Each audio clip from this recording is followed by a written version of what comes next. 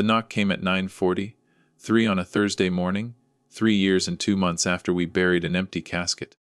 I was in the kitchen rinsing breakfast dishes when I heard it. 3 sharp raps, official and patient.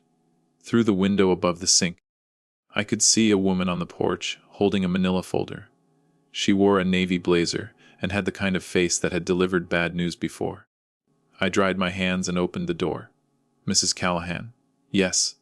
My name is Vera Dupree. I'm a caseworker with the State Department of Child Services. May I come in?" I looked past her to the street. No car in the driveway. She must have parked on the curb. "What is this about?" "I'd prefer to discuss it inside." "If that's all right." I stepped back and let her in. She sat on the couch, folder on her lap, hands folded over it. I stayed standing by the doorway, arms crossed. "Mrs. Callahan, I'm here because we've received information regarding a child who may be connected to your family. Specifically, a boy born at Mercy General Hospital on June 8, 3 years ago." The room tilted, just slightly, just enough that I had to grip the doorframe. "I don't understand." "The child was reported as stillborn at the time of birth. You were listed as the mother. Your husband, Daniel Callahan, was listed as the father. Is that correct?" "Yes." "Who have recently been made aware of irregularities in the hospital's records from that period. Several cases involving newborns are under review. Yours is one of them." I couldn't move, couldn't speak. I just stared at her. "Mrs. Callahan, is there somewhere we can sit down?" I walked into the living room and sat in the chair across from her. My hands were shaking, so I pressed them flat against my thighs. "What kind of irregularities?" "I can't share specifics yet, but I need to ask you some questions. Did you see your son after he was born?" "No. They told me he didn't make it. They said it was better if I didn't." "Who told you that?" "The doctor, Dr. Brennan, and a nurse. I don't remember her name." Vera wrote something down. "Did they provide you with a death certificate?" "Yes. A few days later." "Do you still have it?" I nodded. I had it in a filing cabinet in the bedroom, along with the funeral program and the sympathy cards. I'd only looked at it once, the day it arrived in the mail. "I'll need a copy of that," Vera said. "And any other documents related to the birth. Hospital discharge papers, medical records, anything you have." "Why?" She looked at me for a long moment, and I saw something in her expression I couldn't quite name. Pity maybe, or caution. "Because there's a possibility your son didn't die. And if that's true, we need to find out what happened." I don't remember what I said after that. I think I asked her to repeat herself. I think I said it wasn't possible. But the words felt far away, like they were coming from someone else. Vera stayed for another 20 minutes. She asked about the pregnancy, the delivery, the hospital staff. She asked if anyone had pressured me to sign anything, if I'd been sedated, if I'd been alone. I answered as best I could, but everything felt blurred. I kept thinking about the moment they'd told me.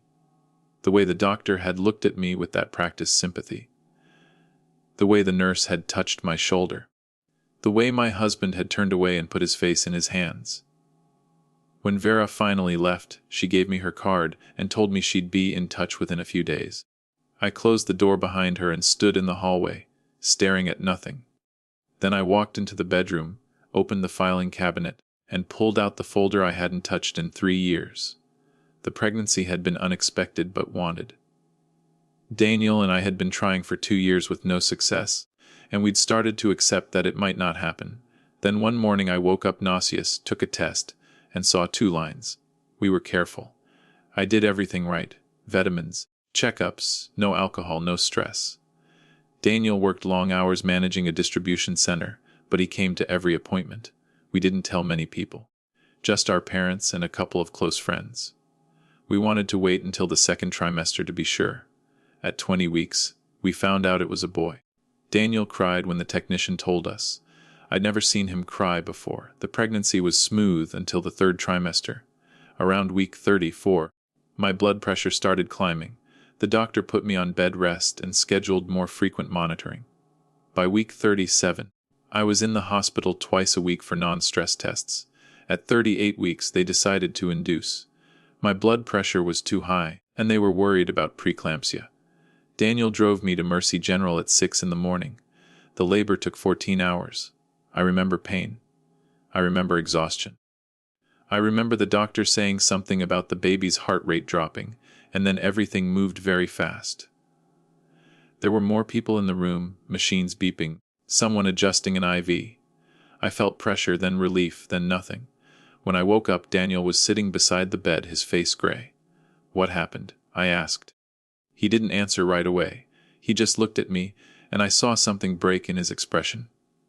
He didn't make it. I didn't believe him at first. I thought he was confused, that he'd misunderstood. But then Dr. Brennan came in, and she said the same thing. The baby had been stillborn. The cord had been compressed during delivery. There was nothing they could have done. I asked to see him. Dr. Brennan shook her head gently. "I don't think that's a good idea. It's better to remember the pregnancy, the joy you felt." "Seeing him now won't help," Daniel agreed. "He said we should trust the doctor. He said it would only make things harder. So I didn't see him. I never held him. I never said goodbye. They discharged me 2 days later. I left the hospital with empty arms and a grief I didn't know how to carry." Daniel handled the arrangements. The funeral home, the cremation, the small service. He didn't ask for my input. He just did it, and I let him because I couldn't think straight. We named him Owen. We buried an empty casket under a maple tree in a cemetery on the edge of town. Afterward, Daniel threw himself into work. He took extra shifts, came home late, barely spoke. I tried to talk to him about it, but he shut down every time. He said he needed to keep moving, that stopping meant falling apart. I fell apart anyway. For months, I barely left the house. I stopped answering calls. I stopped seeing friends. I moved through the days like a ghost, and Daniel moved around me like I wasn't there. By the time I started to feel functional again, we'd become strangers. We slept in the same bed but didn't touch. We ate meals together but didn't talk. The marriage didn't end dramatically. It just faded quietly until there was nothing left to hold on to. Daniel moved out a year and a half after Owen died. He rented an apartment across town and said he needed space. We filed for divorce 6 months later.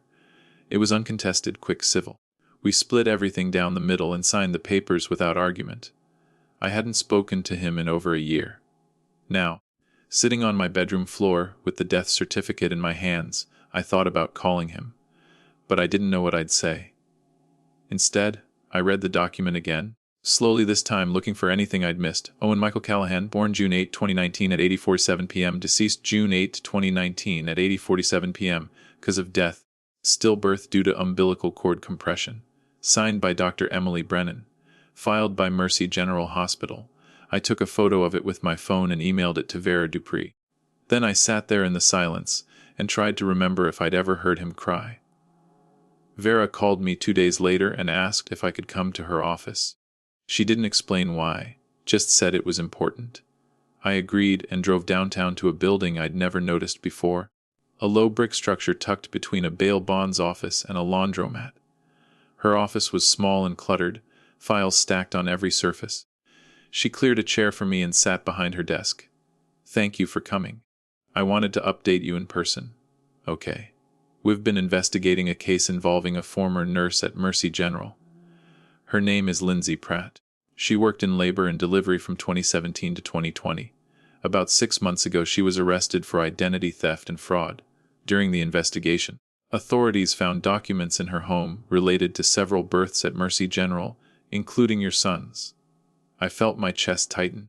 What kind of documents? Birth certificates, social security applications, adoption paperwork. The word hit me like a fist. Adoption. We believe Lindsay Pratt was involved in an illegal adoption scheme. She would identify vulnerable mothers, women who were sedated alone, or in distress during delivery, and falsify records to make it appear their babies were stillborn. The infants were then placed with adoptive families through a private network. The families paid significant sums of money, and Lindsay received a cut. I couldn't breathe. How many? We've identified 11 cases so far. Yours is one of them. Where is my son? Vera hesitated. We're working on that. The records Lindsay kept were incomplete. Some of the children have been located, others haven't. We're doing everything we can. Is he alive? We don't know yet. I stood up. My legs felt weak, but I needed to move. I walked to the window and stared out at the parking lot. Why didn't anyone catch this sooner? Lindsay was careful. She falsified hospital records, forged signatures, worked with a corrupt notary. The families who adopted the children believed everything was legal. They had no reason to suspect otherwise. What about Dr. Brennan? Was she involved? We don't think so. Lindsay worked alone, mostly during night shifts when oversight was minimal. She manipulated the system in ways that didn't raise immediate red flags. I turned to face her. What happens now? What continue investigating? We interview everyone involved. We try to locate the children. And if we find your son, we'll contact you immediately. How long will that take? I don't know. I'm sorry. I left her office and sat in my car for a long time, gripping the steering wheel, trying to process what I'd just heard. Owen might be alive. Somewhere. With people who thought they'd adopted him legally. People who'd raised him for 3 years. And I'd buried an empty casket. I called Daniel that night. He answered on the 4th ring, his voice cautious. Emily, I need to tell you something. I told him everything. The social worker, the nurse, the illegal adoptions. He didn't interrupt. He didn't ask questions. He just listened. When I finished, there was a long silence. I don't understand, he said finally. How is that possible? I don't know. But they're investigating. They think Owen might be alive. Another silence. Then, quietly. Do you believe them? I don't know what to believe. What do they want from us? Nothing yet. They're just looking. Okay? Daniel, if they find him. Don't do that to yourself. Not yet. I need to know you're hearing this. I need to know you understand what this means. I hear you. I can't think about it right now. Okay. He hung up. I sat on the couch in the dark and thought about the day we'd left the hospital. The way Daniel had carried my bag. The way he'd opened the car door for me. The way we'd driven home in silence, the empty car seat in the back. I thought about the night he'd moved out, the way he'd packed his things methodically, quietly, like he was trying not to wake someone. The way he'd hugged me at the door, briefly, before walking away. I thought about how grief had taken everything from us and left us with nothing but distance. And now, maybe, it was all based on a lie. 3 weeks passed. I heard nothing from Vera. I called twice and left messages. She didn't call back. I tried to go about my life. I worked. I did medical billing from home, but I couldn't focus. I made mistakes, missed deadlines, forgot to submit claims. My supervisor called and asked if everything was okay. I said I was dealing with a family matter. She said to take whatever time I needed. I stopped sleeping. Every night, I lay awake running through scenarios. What if they found him? What if they didn't? What if he was happy where he was? What if he wasn't? What if the people who had him loved him? What if they didn't? I started searching online. I looked up Lindsay Pratt and found articles about her arrest. She'd been charged with fraud, identity theft, and conspiracy. She was awaiting trial. I found a photo of her, a woman in her 40s with short blonde hair and a tired smile. She looked ordinary, like someone you'd pass in a grocery store and never think about again. I looked up Mercy General Hospital. There were no news stories about the adoptions. No statements. No acknowledgments. Just the usual updates about services and events. I thought about going there, walking into the labor and delivery ward and demanding answers. But I didn't, because I knew it wouldn't help. The people who'd been there 3 years ago were probably gone. And the ones who remained wouldn't tell me anything. So I waited, and then on a Tuesday afternoon Vera called. Mrs. Callahan, can you come to my office tomorrow at 10? Did you find him? Please. Just come in. We'll talk then. I didn't sleep that night. The next morning, I arrived at Vera's office 20 minutes early. She was waiting for me, along with a man I didn't recognize. He was in his 50s, wearing a suit, holding a briefcase. Mrs. Callahan, this is Richard Moss. He's an attorney with the state. Richard stood and shook my hand. Thank you for coming. We sat down and Vera opened a folder on her desk. We've located your son. I couldn't speak. I just stared at her. He's living with a family in a suburb about 90 miles from here. The adoptive parents are named Kevin and Allison Porter. They adopted him through a private agency that was part of Lindsay Pratt's network. They paid $85,000 and believed the adoption was legal. Is he okay? According to the caseworker who visited the home, yes, he's healthy, well cared for, and appears to be thriving. I want to see him. Richard leaned forward. Mrs. Callahan, I need to explain the legal situation. The Porters adopted your son in good faith. They have no knowledge of the fraud. From their perspective, they are his legal parents. Reversing that will require a court order, and it's not going to be simple. He's my son. I understand, but the law prioritizes the best interest of the child. A judge will consider his current living situation, his attachment to the Porters, and the potential impact of removing him from the only home he's known. So what are you saying? I'm saying this is going to be a fight, and it's going to take time. Vera spoke up.